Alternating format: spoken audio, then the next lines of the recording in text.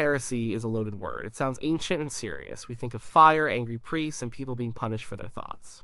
And that was part of it, but the medieval idea of heresy was more specific than just having a wrong opinion. To understand it, you have to get inside the medieval mind. For them, religion wasn't a private choice. It wasn't one option among many. It was the entire framework of reality. The church was not just a building you went to on Sundays. It was the spiritual authority that guided everything from birth to death, from farming to kingship. It held the keys to heaven and hell. There was one truth, one faith, and one path to salvation. This was not up for debate. The word heresy comes from a Greek word, heresis, which originally just meant choice. In the early days of Christianity, there were many different groups with different ideas, each making their own choice about how to interpret Jesus' message. But as the church grew and became more organized, especially after it became the official religion of the Roman Empire, it started to define what was correct belief and what was not. Choice became a bad word. Choosing your own version of the truth meant you were rejecting the one single truth revealed by God and protected by the church. So what made something a heresy? It wasn't just being wrong. A person could be ignorant of a specific doctrine, and that was just an error. They could be corrected. Heresy was something different. It was the stubborn and deliberate holding of a belief that went against established church doctrine. The key word is stubborn. A heretic was someone who was told they were wrong, shown the official teaching, and still refused to change their mind. It was an act of defiance. It was a spiritual rebellion. It's also important to separate heresy from other kinds of unbelief. A pagan who worshipped old gods was not a heretic. They were an outsider, someone who had never been part of the faith to begin with. A Jew was also not a heretic.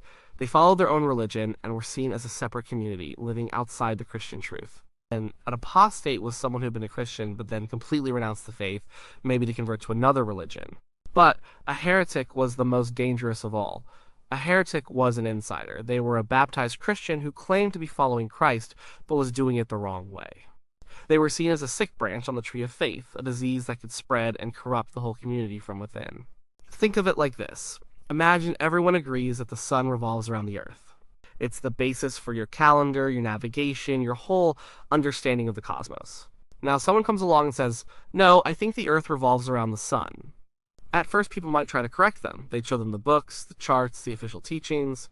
If the person said, "Oh, my mistake, I see now," then it was just an error. But if they said, "No, your books are wrong, your charts are wrong, I have a better truth," that was heresy. They weren't just disagreeing about a fact. They were challenging the very foundation of knowledge and the authority of those who defined it. In the Middle Ages, the stakes were infinitely higher than astronomy. They were talking about the soul. The church taught that it had the one and only roadmap to heaven. A heretic was seen as someone drawing a fake map and trying to lead people off a cliff into eternal damnation. This is why the reaction was so severe. It wasn't just about intellectual disagreement. It was seen as a form of spiritual treason, a poison that threatened the salvation of every soul it touched. Heresy undermined the authority of the priests, the bishops, and the pope. It questioned the sacraments, the rituals that connected people to God. And by challenging the church, it also challenged the entire social order, because the church and the state were woven together. Kings were crowned by bishops. Laws were based on Christian morality. To attack the church's truth was to attack society itself. So heresy wasn't just a religious problem, it was a social and political one too. For the first 1,000 years of Christianity, heresy was a problem, but it was handled mostly by bishops and councils. You had big debates like the one over Arianism, which questioned the nature of Christ. These were often theological arguments among elites. The church would hold a council, declare a winner, and condemn the losing idea. For the average person in the early Middle Ages, life was local. Their faith was guided by the village priest, and complex theological debates were far away. The world was fragmented. There wasn't a strong central power micromanaging belief in every corner of Europe. But things started to change dramatically around the 11th and 12th centuries. The church went through a major reform movement. The popes became more powerful and assertive than ever before. They wanted to clean up the church, get rid of corrupt priests, and establish their authority over kings and emperors. They began to build a more centralized, organized institution, almost like a modern government, with its own laws, courts, and bureaucrats. This new, stronger church started to promote the idea of Christendom, a single, unified Christian society under the spiritual leadership of the Pope. In this new world, religious uniformity was more important than ever. If Christendom was to be one body, it had to have one mind and one faith. Dissent was no longer just a local issue, it was a threat to the entire project. At the same time, society itself was changing. Towns and cities were growing, trade routes were expanding. People were moving around more and encountering new ideas. Literacy was slowly increasing. And with all this change came a new wave of spiritual hunger. People wanted a more personal, intense, and authentic religious experience. Some felt the official church, with its wealth and political power, had lost its way. They looked at the Gospels and saw a poor, humble Christ, and then they looked at their bishops living like princes. And they started to ask questions. This is where popular heresy began to flourish. These weren't arguments started by theologians in libraries. These were mass movements that grew from the ground up. They were often led by charismatic preachers who spoke to the anxieties and hopes of ordinary people. They tapped into a deep desire for reform and a return to the simplicity of the early church. One of the first signs of this new wave was a movement in the city of Milan called the Cathars. They were angry about the local clergy being corrupt and buying their offices. They protested, they rioted, and they challenged the authority of the archbishop. At first, the reform-minded papacy actually supported them, but the Cathars went further. They started to question whether sacraments performed by a sinful priest were even valid. This was a dangerous idea. If the holiness of the priest mattered, then how could anyone ever be sure they were truly baptized or forgiven?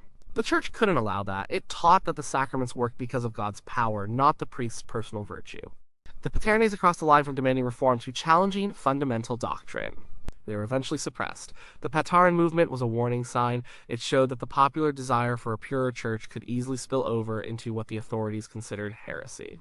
As the 12th century went on, these movements became more widespread and more radical. They appeared in France, the Rhineland, Italy. Preachers would wander from town to town, attracting followers with a message of poverty, simplicity, and direct connection to God. They often criticized the wealth and hierarchy of the church. To the people who followed them, they were holy men. To the church, they were wolves in sheep's clothing, spreading dangerous lies that threatened the established order and the souls of the faithful. The church's response at first was to preach against them, but that wasn't working. The ideas were spreading, the threat was growing, the church decided it needed a more systematic and forceful way to deal with this internal enemy. The age of organized persecution was about to begin. Two movements came to define the great heresy crisis of the High Middle Ages, the Cathars and the Waldensians. They were very different from each other, but both posed a major threat to the Catholic Church and triggered a brutal response.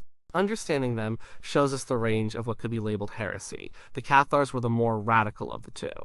They were also known as the Albigensians, named after the town of Albi in southern France, which was one of their strongholds. Catharism was a whole separate religion that grew under the umbrella of Christianity. Their core belief was a form of dualism. They taught that there were two gods, or two principles, at war with each other. One was the good God, the creator of the spiritual world of light and souls. The other was an evil god, or Satan, who had created the entire physical world, including the human body. For the Cathars, all matter was a trap. The material world was a prison created by the evil god to ensnare the divine souls that had fallen from the world of light. This belief had huge consequences. If the physical world was evil, then the God of the Old Testament, who created the world in Genesis, had to be the evil God.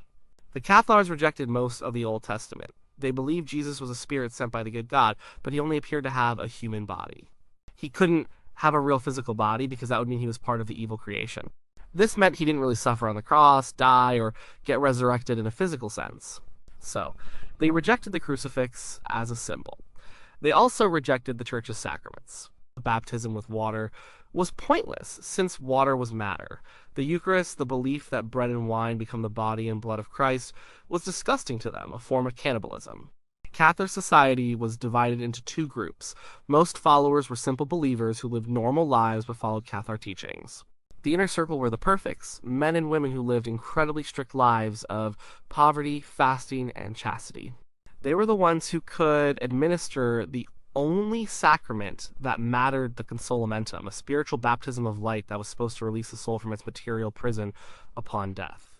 To the people of southern France, the perfects seemed far holier than the local Catholic priests, who were often corrupt and worldly. The church saw Catharism as a terrifying cancer. It wasn't just a disagreement over a few points of doctrine, it was a rejection of the entire Christian view of creation, salvation, and the church itself. After decades of preaching against them failed, Pope Innocent III called for a crusade. But this was a crusade against fellow Christians in their own homeland. The Albigensian Crusade, launched in 1209, was a 20-year war of incredible brutality. Knights from northern France swept into the south, burning heretics and seizing land. Entire towns were massacred. It was a war that destroyed the vibrant culture of southern France and effectively wiped out Catharism as an organized religion. The Waldensians were a completely different story. Their founder was a man named Valdez, a wealthy merchant from Lyon in the late 12th century. He had a religious conversion, gave away all his money, and decided to live a life of absolute poverty, just like Jesus' apostles. He paid a priest to translate parts of the Bible into the local language and began to preach in the streets. At first, this was exactly the kind of piety the church reformers wanted to encourage. Valdez and his followers, known as the Poor of Lyon, went to Rome to seek the Pope's approval. The Pope praised their vow of poverty, but told them they were not allowed to preach without permission from the local bishop. This was the critical moment. For Valdez, his mission came directly from God and the Bible. He believed he had a duty to preach the gospel. He and his followers decided to defy the order and kept preaching. That act of disobedience turned them from a pious reform movement into a heretical sect. They were excommunicated, pushed outside the church. Their ideas became more critical of it. They emphasized the importance of the Bible above all else and believed any good Christian, man or woman, could preach. They started to question the whole structure of the church. Did you really need a priest to hear your confession? They rejected the idea of purgatory and prayers for the dead. They refused to take oaths or participate in warfare. Unlike the Cathars, the Waldensians were not dualists. Their beliefs were much closer to Orthodox Christianity. Their heresy was really about authority. Who has the right to preach and interpret the Bible? Who has the power in the church? They wanted to live a simple, gospel-based life, but they did it without the permission of the hierarchy. And that was something the church could not tolerate. While the Cathars were wiped out by a massive war, the Waldensians were hunted and persecuted for centuries. They survived by hiding in remote valleys in the Alps, a small, resilient group that had been pushed into heresy simply for taking the ideal of apostolic poverty too seriously and too literally, without obeying the chain of command. The Albigensian Crusade showed that war was a blunt instrument. It could destroy a region and kill a lot of people, but it wasn't a very effective way to find out what individuals truly believed. To fight heresy, the church needed a more precise tool. It needed a way to investigate, prosecute, and punish heresy on a personal level. This tool was the Inquisition. The word itself sounds terrifying, and its reputation is dark. But the medieval Inquisition wasn't a single, all-powerful organization like in the movies. It was more of a legal process, a special tribunal set up by the papacy in the 1220s to deal specifically with the problem of heresy. Before this, heresy trials were handled by local bishops who were often overworked, not legally trained, or sometimes not very interested. The Papal Inquisition was different. It was staffed by highly educated and dedicated friars, mostly from the newly founded Dominican and Franciscan orders. These men were mobile, they answered directly to the Pope, and their full-time job was to root out heresy. Here is how it typically worked. An inquisitor would arrive in a town or village that was suspected of harboring heretics. He would announce a time of grace, usually a month or so. During this period, anyone who was a heretic could come forward, confess their beliefs, and receive a light penance, like going on a pilgrimage or wearing a cross sewn onto their clothes. It was a chance to come clean with minimal consequences. This was also a time for people to come forward and denounce others. Inquisitors gathered names and accusations. Anonymity was often promised to witnesses to encourage them to speak, which also created the potential for people to settle old scores. After the time of grace ended, the real trials began. The inquisitor, acting as both detective and judge, would summon the accused. The proceedings were meticulously recorded. We still have many of these records today, which is how we know so much about what heretics believed and how the process worked. The accused was not told who had accused them. They didn't have a right to a lawyer in the modern sense. The main goal of the trial was not to prove guilt or innocence, but to get a confession. The inquisitor believed he was a doctor of the soul. He wanted to bring the heretic back to the true faith, to save them from damnation.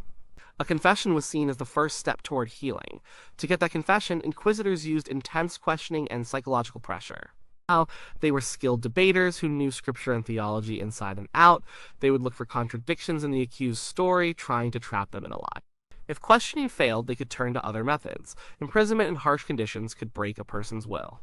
And from the mid-13th century onward, the Inquisition was authorized to use torture. Torture was not used in every case, and there were rules. It was not supposed to cause bloodshed or permanent injury, and it was supposed to be used only once. In reality, these rules were sometimes bent. The goal of torture was not to punish, but to get a confession that the inquisitor already believed to be true. Once a person confessed, they were sentenced. The punishments varied widely. For those who confessed early and seemed truly repentant, the penances were spiritual, like fasting or saying extra prayers. A more common and visible punishment was being forced to wear yellow crosses on your clothes for the rest of your life, marking you publicly as a former heretic. Others had their property confiscated or were sentenced to prison. The ultimate penalty was for those who refused to confess, or for relapsed heretics, people who had been convicted once, repented, and then were caught practicing heresy again. These individuals were considered beyond saving. The church, however, had a rule against shedding blood. So the inquisitor would officially relax the unrepentant heretic, which was a legal term for handing them over to the secular authorities like the local king, duke, or town council. The church would declare the person a heretic, and the state would carry out the execution. The standard method of execution for heresy was burning at the stake. This was seen as a way to both utterly destroy the heretic's body and serve as a terrifying public warning to anyone else who might consider straying from the faith. The Inquisition was a formidable system for enforcing religious conformity, a mixture of legal procedure, theological certainty, and calculated cruelty. The fight against the Cathars and the establishment of the Inquisition marked a turning point. But it wasn't the end of heresy. As the Middle Ages wore on, the nature of heresy and the response to it continued to evolve. The great popular movements were largely crushed, but new forms of dissent emerged, often driven by intellectuals and reformers who were deeply troubled by the state of the Church. In the 14th century, the Church itself was in crisis. The popes had moved from Rome to Avignon in France, a period known as the Babylonian Captivity. Then came the Great Schism, when there were two, and eventually three, rival popes, each claiming to be the true successor to St. Peter and excommunicating the others. This political chaos at the very top of the church seriously damaged its prestige and authority. For many ordinary Christians, it was a scandal. How could the church be the one true guide to salvation when it couldn't even agree on who its leader was? This context gave rise to new and powerful critics. In England, an Oxford theologian named John Wycliffe began to argue for radical reforms. He attacked the wealth and power of the clergy. He questioned doctrines like transubstantiation. Most radically, he argued that the Bible was the only true source of religious authority, not the Pope or the church hierarchy. He believed that everyone should be able to read the Bible for themselves, and he sponsored the first complete translation of the scriptures into English.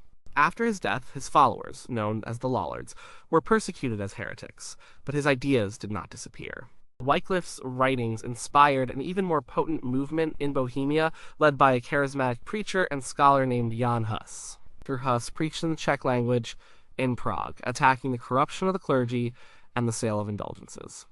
He became a national hero. He was eventually summoned to the Council of Constance under a promise of safe conduct. But the council declared his views heretical, and the promise was ignored. In 1415, Jan Hus was burned at the stake. His death did not stamp out his ideas. Instead, it turned him into a martyr and sparked a full-blown rebellion in Bohemia, leading to the Hussite Wars, which lasted for nearly 2 decades. Wycliffe and Hus were a new kind of heretic. They were not Gnostic dualists like the Cathars. They were forerunners of the Protestant Reformation, challenging the Church's authority on the basis of Scripture. As time went on, the definition of heresy also began to blur and overlap with other perceived threats. The great witch hunts of the early modern period grew partly out of the legal machinery and mindset of the Inquisition. Witchcraft came to be seen as a form of heresy, a pact with the devil that was the ultimate rejection of God. The procedures used to identify, prosecute, and extract confessions from accused witches were often borrowed directly from the heretic trials. Heresy also became a convenient charge to use against political enemies. The trial of Joan of Arc is a perfect example. She was a French peasant girl who led armies against the English.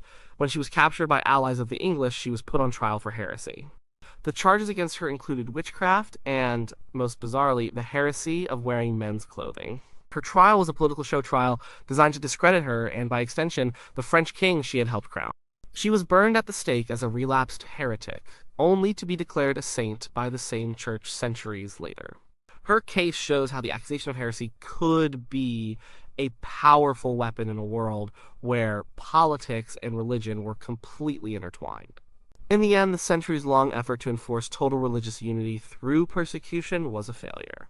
The tools the church created to define orthodoxy and punish dissent, the elaborate theology, the university debates, the inquisitorial process, made people think more deeply about the specifics of their faith.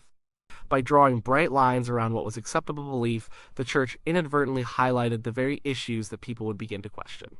The system designed to preserve the unity of Christendom ended up creating the conditions for its final shattering in the 16th century with the Protestant Reformation. The legacy of medieval heresy is a complex one. It's a story of sincere faith and brutal intolerance, of the desperate search for God and the deadly certainty of those who believed they had already found him. It shows how the desire for a perfect, unified society can lead to the persecution of anyone who dares to choose a different path.